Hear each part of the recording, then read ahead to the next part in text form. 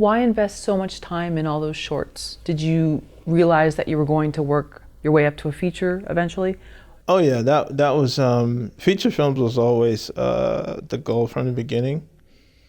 Um, but I've always had a very realistic approach to the industry. Like I didn't expect to be able to make Transformers like my first week out. You know what I mean? So I always felt like it was the craft was really important to really study it, to understand it, to be a student of film, to take my time and sort of get as technically skilled as I could. Through studying, through courses, through whatever it is. Not be so much in a rush to sort of just throw things out there, but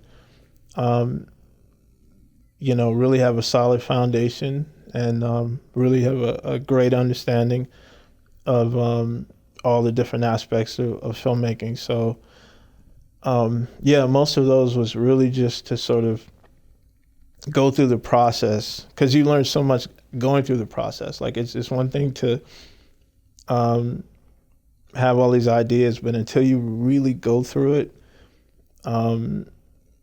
and come out the other side, like you really don't understand it fully. You don't really know what it takes to go from script to screen, and all those little things in between. And so I wanted to start from a place where I would be comfortable, to start small, not be in a rush to jump out there and make a feature, but really just focus on like the art and the techniques of filmmaking, and sort of as I'm comfortable to sort of branch out and make things bigger and bigger. So yeah, it was always in the cards to make features, but I wanted to be comfortable before I jumped in.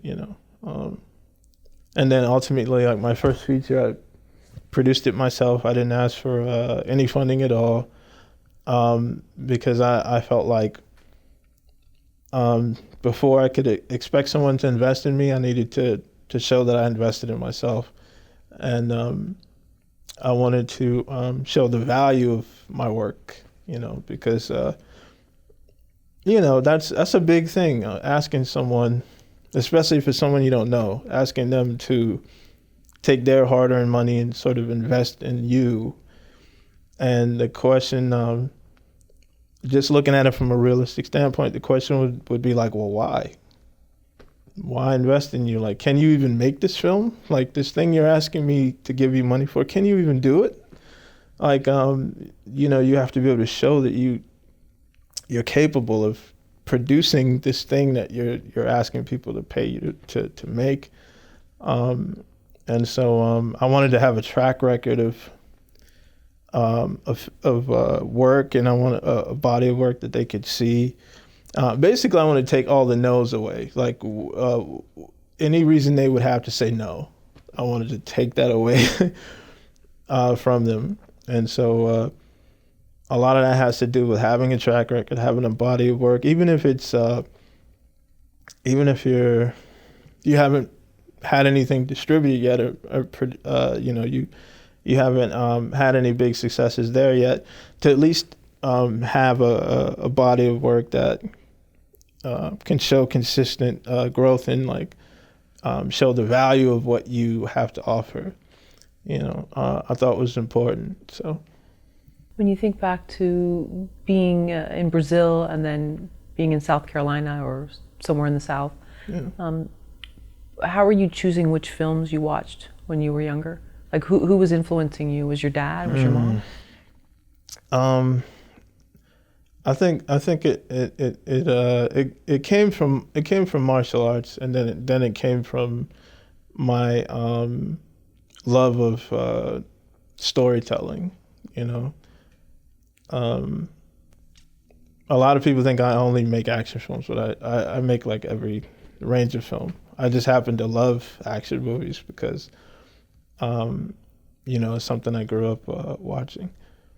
But I think the martial arts was the biggest influence, but then also films that had nothing to do with action. I just liked really smart films, really films that thinking man films. Films that would make you think, maybe be a little unpredictable. Maybe the approach to telling a story is unique, or sometimes it's just how you present the idea. Sometimes it's the way that you go about telling a story visually. There's all these different ways of, even if you don't have a lot of money, you can still make something unique. You can still do something interesting and different, And I think a lot of times people get too caught up on the budget, and they start to limit themselves, like, based on the budget. Well, I don't have enough money to do this, but maybe there's another way you can approach that problem, or maybe there's another way you can approach telling the story that could be unique, that maybe doesn't cost a lot.